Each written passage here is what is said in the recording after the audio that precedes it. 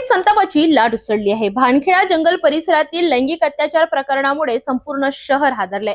या प्रकरणात 5 आरोपींना अटक करण्यात आली असली तरी आरोपींना कठोरात कठोर शिक्षा द्यावी अशी जोरदार मागणी आता पुढे येत आहे। प्रहार संघटना आक्रमक झाली असून आरोपींची नावे जाहीर करून त्यांना फासावर लटकविण्याची मागणी करण्यात आली आहे। भानखेडा प्रकरणातील आरोपींना फाशी झालीच पाहिजे। भानखेडा प्रकरणातील आरोपींना फाशी झालीच पाहिजे। भानखेडा प्रकरणातील आरोपींना फाशी झालीच पाहिजे। भानखेडा प्रकरणातील आरोपींना फाशी झालीच पाहिजे। भानखेडा प्रकरणातील आरोपींना फाशी झालीच पाहिजे। अमरावतीच्या भानखेडा जंगल परिसरात 4 दिवसांपूर्वी एका तरुणीवर लैंगिक अत्याचार झाल्याची धक्कादायक घटना समोर आली होती। या घटनेने संपूर्ण जिल्ह्यात संतापाची लाट उसळली आहे। या प्रकरणी पोलिसांनी तात्काळ कारवाई करत 5 आरोपींना अटक केली आहे। मात्र या घटनेनंतर नागरिकांमध्ये तीव्र नाराजी व्यक्त होत आहे। दरम्यान बच्चू कडू यांच्या प्रहार संघटनेच्या वतीने अमरावती पोलीस आयुक्त कार्यालयावर धडक देण्यात आली। प्रहारच्या महिला पदाधिकाऱ्यांसह कार्यकर्त्यांनी जोरदार घोषणाबाजी करत आरोपींना तात्काळ फाशीची शिक्षा द्यावी अशी मागणी केली। खूप मोठी या अमरावती जिल्ह्याला मानवतेला काळिमा फासणारी राष्ट्रसंताची ही अमरावती आहे।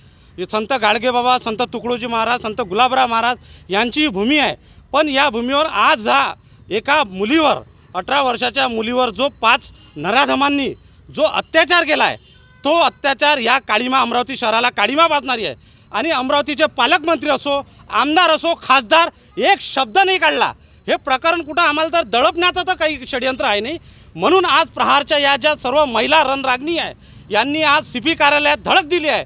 CP साहेबांना आम्हाला हेच म्हणणं आहे की ते जे आरोपी आहे या जनतेसमोर, जिल्ह्याच्या जनतेसमोर त्या नराधमांचं नाव, आरोप्यांचं नाव जनतेसमोर आलं पाहिजे की ते कोण आहे, त्यांनी हे कृत्य कसं केलं, यामागे काय षडयंत्र आहे।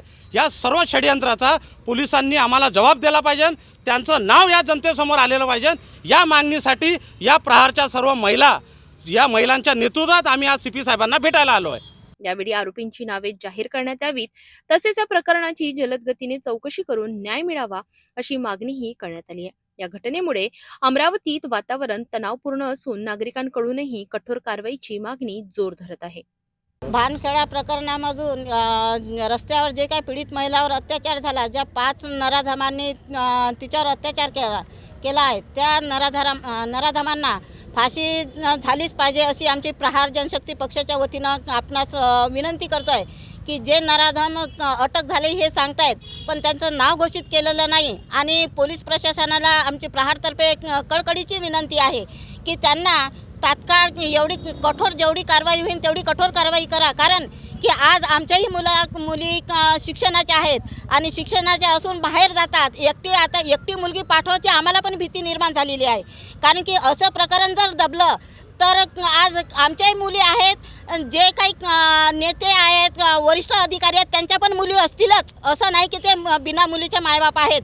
पण अशा परिस्थितीत जर त्या पीडित महिलेला न्याय मिळाला नाही तर असे नराधमांना सुविधा मिळेल किंवा त्यांना सूट मिळेल, म्हणून त्यांना सूट मिळू नये त्याकरिता आम्ही प्रहार जनशक्ती पक्षाने इथं आंदोलन केलं आहे की त्या आरोपींना कडक कारवाई झालीच पाहिजे आणि किंवा त्यांना फाशी झालीच पाहिजे, एवढीच आमची मागणी आहे। असं कुठल्या दिशेने पोलिसांना मागणी आहे? मागणी आमची हेच मागणी आहे की जे नराधम त्या पीडित महिलावर अत्याचार केला आहे, त्या पीडित महिला आता सध्या आपल्या इरविन दवाखान्यात ICUमध्ये ॲडमिट आहेत। ॲडमिट असून पण तिच्यावर आम्हाला तरी असं वाटतं की काहीतरी दबाव येऊ नये त्या पीडित महिलावर किंवा पीडित महिलाच्या नातेवाईकावर दबाव कोणाचा येऊ नये। निष्पक्षतेची चौकशी झाली पाहिजे आणि त्या नराधमांना फाशी झाली पाहिजे। दबाव टाकण्याचा काही प्रश्नच येत नाही ना। जर कोणी टाकू शकते ना त्यांना, असं थोडं नाव तर कोणाचं येऊ नाही शकत आणि सांगू शकत नाही। मुलीच्या आई बाप नाव सांगू शकतात का? कोणाचं नाही सांगू शकत। पण आमची मागणी एवढीच आहे की त्या नराधमांना फाशी झाली पाहिजे, एवढी आमची मागणी आहे। अमरावतीतील या गंभीर घटनेनंतर कायदा सुव्यवस्थेवरही प्रश्नचिन्ह उपस्थित होत आहे।